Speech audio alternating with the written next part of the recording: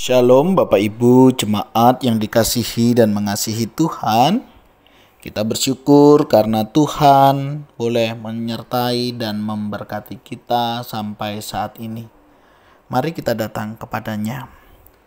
Tuhan yang baik, kami mengucap syukur untuk kasih setia-Mu di dalam hidup kami. Saat ini kami datang, kami bersyukur karena apa yang Kau perbuat di dalam hidup kami. Terima kasih ya Tuhan. Dan kami bersyukur untuk semua karya-Mu. Kami hari ini mau menyerahkan untuk kehidupan kami sepanjang hari ini. Kiranya Tuhan boleh tolong kami untuk kami boleh melakukan apa yang menjadi kehendak dan rencana-Mu di dalam hidup kami. Kami sebentar akan baca firman-Mu. Kiranya Tuhan juga tolong kami untuk kami juga boleh mengerti apa yang menjadi kehendak dan rencana-Mu di dalam hidup kami. Kami berdoa di dalam nama Tuhan Yesus Kristus. Haleluya. Amin.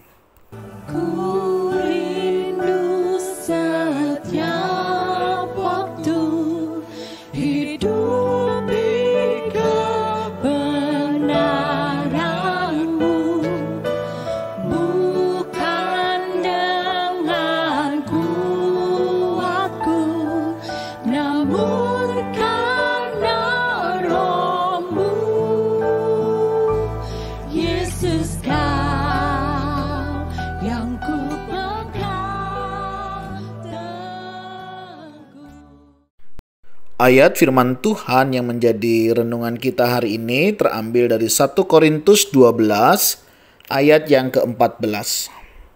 Karena tubuh juga tidak terdiri dari satu anggota, tetapi atas banyak anggota. Demikianlah firman Tuhan, mari kita merenungkannya. Bapak Ibu Saudara yang dikasihi dan mengasihi Tuhan, satu kali seekor tikus menemukan sebuah jebakan tikus di rumah petani. Karena ketakutan, ia mendatangi ayam dan berkata, "Wah, di rumah petani ada jebakan tikus. Hati-hati loh." Dengan tersenyum geli, ayam berkata, "Jebakan tikus, ya untuk tikus, bukan untuk aku." Tikus lalu mendatangi babi. Ada jebakan tikus di rumah." Babi pun berkata, "Apa hubungannya dengan aku?"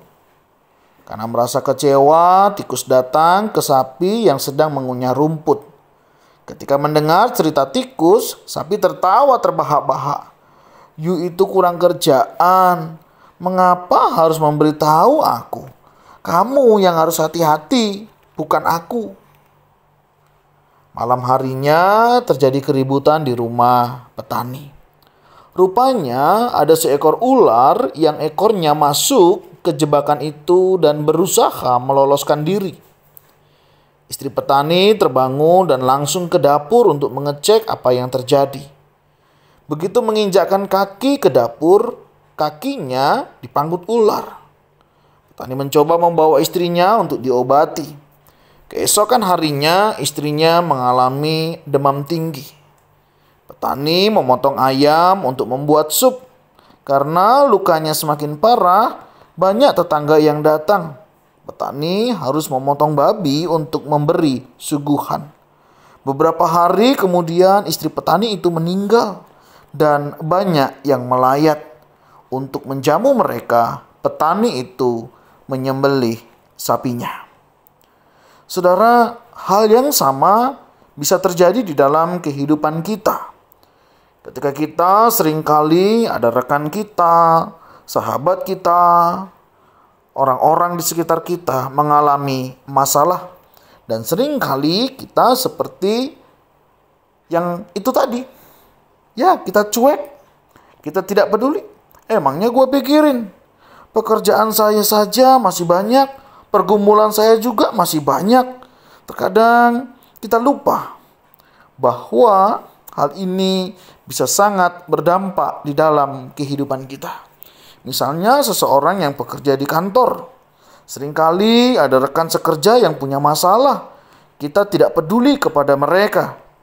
Dan kita berkata, pekerjaan saya aja masih numpuk. Lah kok ngurusi urusan orang lain? Ingat, jika kantor kita bangkrut karena masalah yang dialami oleh teman kita itu, kita pun akan terkena dampaknya. Dalam kehidupan keluarga, hal ini juga sangat bisa. Ketika ada anggota keluarga kita mengalami masalah dan kita tidak peduli, tentu kebahagiaan keluarga, pergumulan keluarga akan menjadi bagian kita bersama. Apa yang bisa kita pelajari? Mari kita bergandeng tangan untuk menyelesaikan setiap masalah yang ada. Bukan cuek atau tidak peduli. Tapi cobalah belajar memahami satu dengan yang lainnya. Bukankah kita ini tubuh yang tidak terdiri dari satu anggota, tetapi atas banyak anggota? Dalam pelayanan, tentunya kita juga menyadari ada banyak hal yang seringkali kita tidak terlalu peduli, tidak terlalu open. Hingga suatu saat sesuatu terjadi dan itu berdampak pada kita, dan baru di sana kita merasakannya. Mari hari ini saya mau mengajak untuk setiap kita belajar untuk peka, belajar untuk peduli apa yang terjadi di sekitar kita. Mungkin hari ini, mungkin saat ini tidak berdampak pada kita, tetapi tidak menutup kemungkinan suatu hari, suatu waktu kita akan mengalami hal pergumulan atau tantangan di dalam kehidupan kita. Jika ada orang datang kepada kita menyampaikan pergumulannya, mungkin minta didoakan, mungkin mereka mau sharing untuk kita mendengarkan, tidak ada salahnya kita memberi waktu mendengarkan apa yang menjadi pergumulannya. Tidak ada salahnya kita berdoa untuk mereka. Tidak ada salahnya untuk kita mungkin memberikan masukan atau tanggapan. Apa yang bisa kita lakukan? Lakukan selagi masih ada kesempatan. Jangan sampai sesuatu terjadi dan semuanya berdampak di dalam kehidupan kita. Sebagai anggota tubuh Kristus, marilah kita saling menopang satu dengan yang lainnya, saling menguatkan satu dengan yang lainnya, sehingga kehidupan kita boleh saling memberkati dan kiranya nama Tuhan dimuliakan. Mari kita berdoa. Tuhan, terima kasih. Kami bersyukur untuk kasih setiamu di dalam hidup kami. Seringkali kami lupa akan kami yang merasa kami bisa sendiri, kami tidak membutuhkan orang lain. Dan hari ini Engkau mengingatkan kami akan identitas kami, bahwa kami adalah tubuh Kristus yang tentunya tidak terdiri dari satu bagian saja, ada begitu banyak bagian. Hal ini mengingatkan kami akan tugas tanggung jawab kami yang tentunya tidak hanya memikirkan tentang diri sendiri, tapi juga memikirkan pada orang-orang yang Tuhan juga utus dan pertemukan kepada kami untuk membawa mereka hidup mengandalkan Engkau. Tuhan, tolong kami, ajar kami melihat setiap peristiwa ada pimpinan Tuhan di sana. Kami berdoa di dalam nama Tuhan Yesus Kristus. Haleluya. Amin.